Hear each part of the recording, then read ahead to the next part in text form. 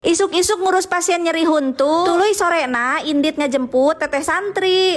Tah budak ieu ye anu subuh kene geus gagawuran teh. Tuh ayeuna mah geus reureuy meureunna. Langsung anteng we ngomeha pening tah. Meungpeung pasienna keur anteng. Hayu ieu urang neang bubututan di luhur. Kapopohokeun sia besti ngeuman kamari sore. Da lain jurig hoream hungkul ninggih anu euteup teh. Si jurig pohoan ge hayoh we napal. Aya nu murag deui baju teh. Gerayap ka dieu besti urang tempo. Tuh pas dibuka teh. Sing karicep we pacekel-cekel. Kabulusan meureunnya lamun jelema mah ieu teh. Atuh da lamun pulang ngeuman teh sok cul we ditinggal. Ari ditungguan teh sok kalah tunuh besti. Sok kalah nunutan si bunit mah. Pokona mah lamun diuk teu barang gawe geus we sok tunuh. Matak daripada cicing nungguan. Sok turun we heula bari migawe pagawean anu sejen. Tuh bari kabeneran kot alus cuaca teh. Tah ieu urang bari ngalaan heula baju juragan. Pokona mah gararing kabeh ieu mah. Kabayang we ku bakal ngahunyudna gunung istrikaeun. Tuh alhamdulillah jajaitna geus beres. Ari pek teh nintah turun si pasien nyeri huntu teh. Lapar cenah hoyong emak. Heueuh hek can aya nanaon ieu teh anaking. Tapi aya eta tah sampe gorengan. Tapi kela samemeh mula sara sampe. Urang ngamaran yan heula wawadahan nu rarewok. Tah urang bari naheur cai. Cilegurkeun. Bari naheur cai urang bari nagenkeun beas. Samemeh ditagenkeun lapan heula bujurna. Semplokeun, tutupkeun, colokeun, jetrekeun. Tuh cai geus asak, tuluy we ampihkeun kana wadahna. Tah ayeuna mah kari ngurus marane. Sok caricing. Tring. Tuh saridakep we laluis. Atuh geus bareres mah hayu we urang mula sara sampe. Sampe ti kebon ieu teh besti meunang ala juragan. Perdana ieu teh hayang ngasaan. Heueuh susuganan we hipungeunna. Lumayan keun ngeusian beteung maning yeuh tama lapar. Geus beres mah disiksikan tuluy we dikuman. Singka bersih. Tah sampeuna geus moronyoy bodas. Langsung we urang ojaikeun kana minyak panas. Sok arasup tah lowong keneh. Ari tina rupana masih gak bakal hipu ieu teh besti. Bari digulah galeh asak wening tuh. Tuluy we jahit taraekeun kana serok. Ari sakuduna mah ieu teh dikulub heula hayang leuwih hipu mah. Tapi keun bae lah pan itu pasien teu kuat lapareun. Tah geus beres mah digoreng kabeh. Urang nyieun bumbu coelna. Siapkeun uyah dina wadah. Tuluy we banyur ku minyak panas. Geus kitu mah langsung we coel teh. Ieu teh resep turun temurun ti almarhumah. Singkat cerita sarapan sampeuna geus beres. Lanjut urang persiapan OTW. Arek OTW ka mana cenah bunit. Arek ngajenguk teteh santri kadua besti. Tuh biasa we ari rek init-initan teh kieu ieu. Pot paburisat di kamar teh. Kulantaran ayeuna teh geus jam sore. Jadi beuteung teh geus lapar deui. Matak hayu we urang jejelan deui samemeh init teh. Singkat cerita geus nepi kana waktuna OTW. Tuh kulantaran ieu teh rek ngenong heula moal langsung ka teteh santri kadua. Matak babawaan teh rada loba da makal sali. Soalna jauh besti lamun didugdag ti dieu ka itu mah sekitar 5 nepi ka 6 jam. Kuncina geus beres langsung we ngajius ning yeuh. Bari kot semumur uluk cai langit teh. Tah ieu geus nepi di alun-alun Bungbulang. Tah ieu mah teuing di mana teu apal ngaranna. Minang ngaliwat mah tapi teu nyaho ngaran tempatna. Pokona mah osok bodas we di dieu mah lamun hujan teh. Ari pek teh jol gebrai ning tuh di Cikajang mah panas. Kulantaran si teteh Cikal teh hayang ngilu cenah. Jadi we urang nyamper heula ka dieu besti. Kulantaran ditutungguan budakna teu bijil wae. Urang teang we ka asrama. Ari pek teh disambut tuh ku putri-putri anu saroleha. Alhamdulillah sararehatnya sadayana sing baretah mondok. Tuh pamitan heula we si teteh santrina. Cekeng teh ieu mah sawawuh ye. Bismillah lanjut perjalanan.